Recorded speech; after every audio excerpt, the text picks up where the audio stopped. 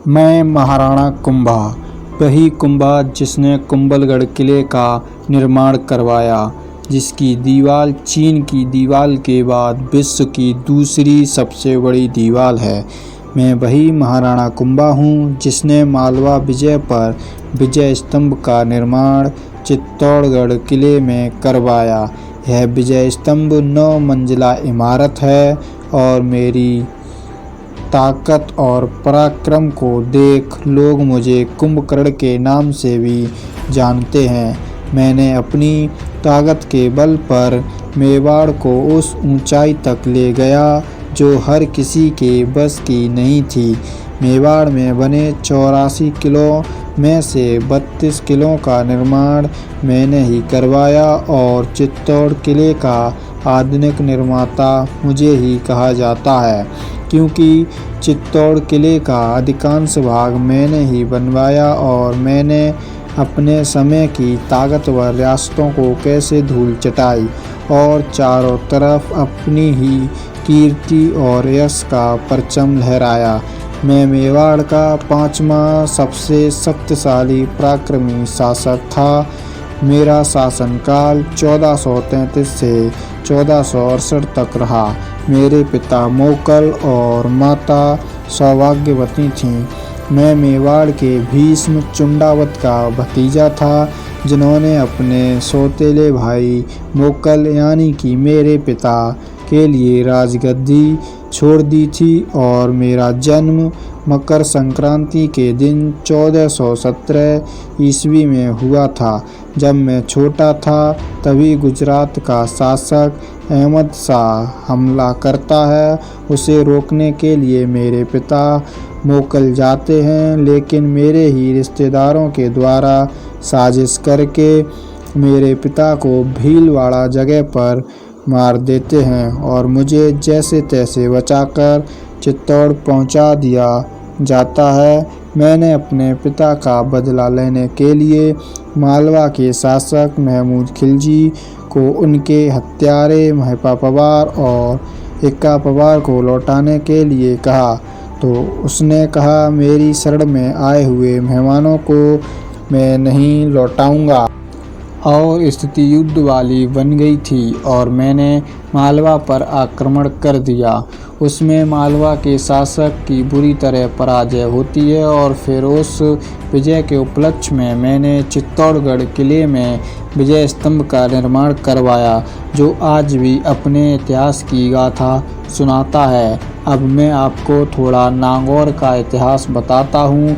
इस समय नागौर पर फिरोज खान नाम का शासक था, जिसकी मृत्यु हो जाती है। उसके बाद मेरे द्वारा उसके बेटे शम्स खान को वहाँ का सुल्तान बना देते हैं।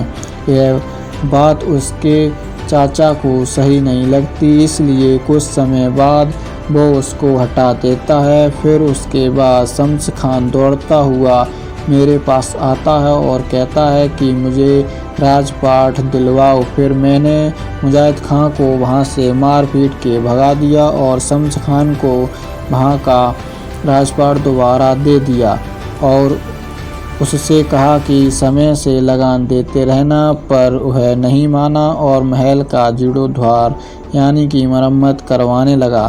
फिर मैंने उसे भी मार पीट कर वहाँ से भगा दिया और नागौर को मेवाड़ में मिला लिया। उसके बाद शम्स खान भागकर कुतुबुद्दीन शाह के पास मदद के लिए जाता है और अपनी बेटी की शादी भी कर देता है। फिर वे दोनों मिलकर मेवाड़ पर आक्रमण करने की कोशिश करते हैं और हार का ही सामना करना पड़ता है और वहाँ से भाग जाते हैं। जब यह बात मालवा के शासक महमूद खिलजी को पता लगती है तो वो कुतुबुद्दीन शाह के पास जाता है और दोस्ती करके मेवाड़ पर आक्रमण करने की योजना बनाता है और मेवाड़ को आपस में बांटने की योजना बनाने की संधि करते हैं।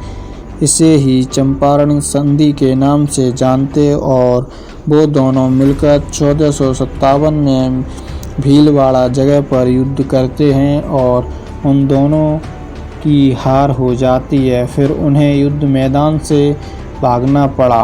उनकी सेना में सिरोही के शासक ने अपनी सेना भी भेज दी थी। इस वजह से मैंने सिरोही पर भी आक्रमण करके उसे मेवाड़ में शामिल कर लिया। इस कारण मेवाड़ का साम्राज्य बहुत ही बड़ा हो गया था, लेकिन हार का दर्द छिपाए नहीं छिप रहा था। इस कारण कुतुबुद्दीन कुंभलगढ़ किले पर आक्रमण करता है। फिर मैं इस युद्ध में अपनी पूरी शक्ति के साथ इस युद्ध को लड़ता हूँ, तो कुतुबुद्दीन इस युद्ध में बुरी तरह घायल हो जाता है और कुछ समय बाद उसकी मृत्यु हो जाती है।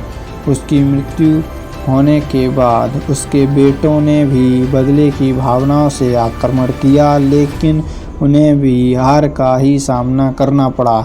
यदि मैं अपनी उपलब्धियों की बात करूं तो मैंने सबसे पहले गागरोन का किला जीता था और बूंदी को अपने कब्जे में कर लिया था।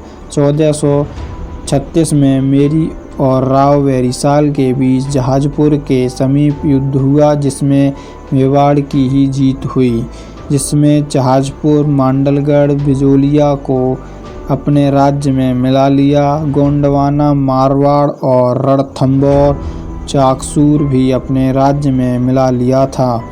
अब आप लोग सोच रहे होंगे कि इतने वीर साहसी पराक्रमी वीर योद्धा की मृत्यु कैसे हुई, तो हम आपको बता दें कि मेरी मृत्यु मेरे ही पुत्र उधा सिंह द्वारा कर दी गई थी। दोस्तों, ये वीडियो आपको कैसी लगी कमेंट में ज़रूर बताएं और चैनल पर नए हो तो चैनल को सब्सक्राइब करें और बेल नोटिफिकेशन के लिए बेल आइकन को प्रेस करें। मिलते हैं नेक्स्ट वीडियो में, तब तक के लिए जय हिंद दोस्तों।